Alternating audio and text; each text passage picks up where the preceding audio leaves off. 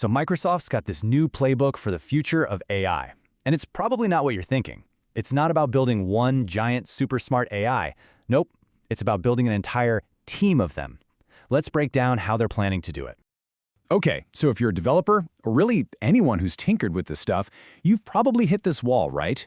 How in the world do you build an AI that can actually tackle a complex, multi-step problem? I mean, it's one thing to get an AI to write a quick email, but what about planning a whole product launch from start to finish? That's a whole different ballgame. And Microsoft's answer is actually kind of brilliant and really simple. You don't. You don't even try to build one super genius AI that does everything. Instead, you build a team of specialists, and that little shift in thinking, it's the key to their whole new strategy. And that right there brings us to what the industry calls the AI orchestration challenge. Now, the name might sound a little corporate-y, but the problem itself is a real beast.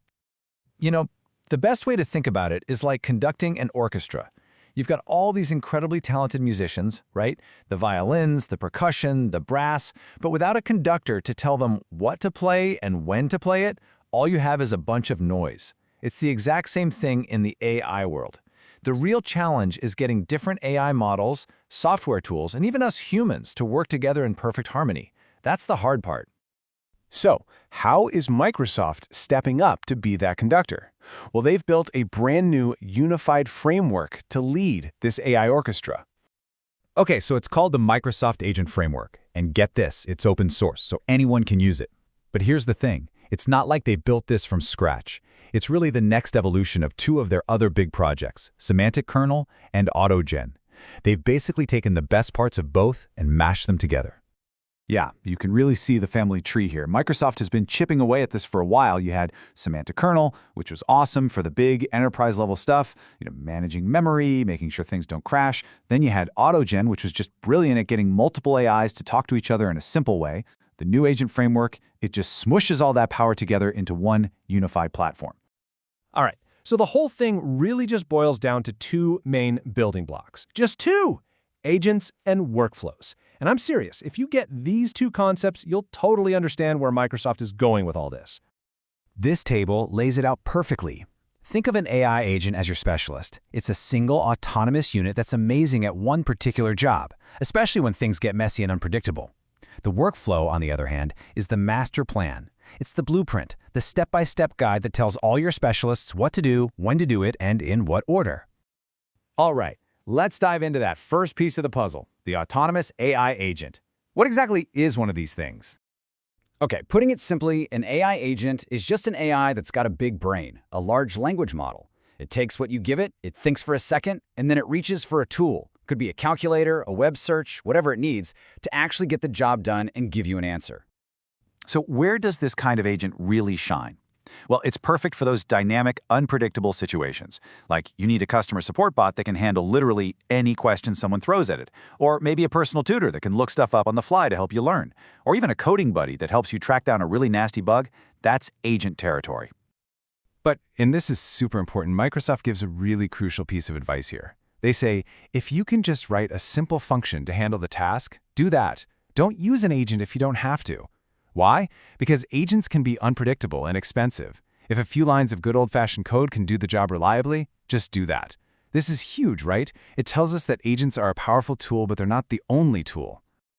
And that idea perfectly leads us to this second building block, the workflow. This is the solution for those bigger, more structured problems where just one agent winging it isn't going to cut it. A workflow is basically a flowchart, a game plan for your entire AI system. It's a predefined map that lays out exactly what needs to happen, step by step. It can tell Agent A to go research something, then pass that info to a simple function to format it, and then hand it off to Agent B to write the final summary. It's all about bringing structure and reliability to the chaos.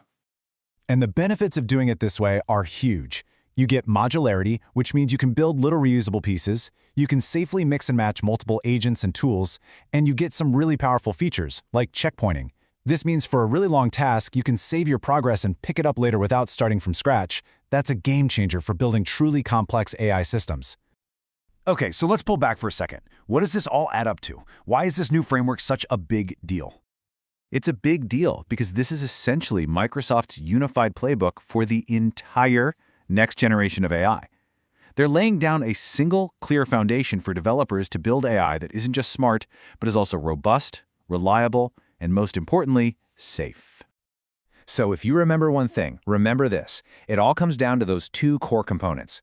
You have the autonomous agents for the specialized, unpredictable jobs, and you have the structured workflows to manage them like a well-oiled team.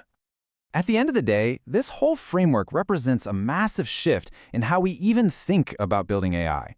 We're moving away from this idea of building a single know-it-all AI, and we're moving towards a future where we build and manage teams of specialized AIs that all work together.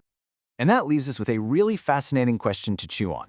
Once we stop trying to build solo AI rock stars and start conducting entire digital orchestras, what kind of impossible-sounding problems are we finally going to be able to solve? The possibilities, honestly, are pretty exciting to think about.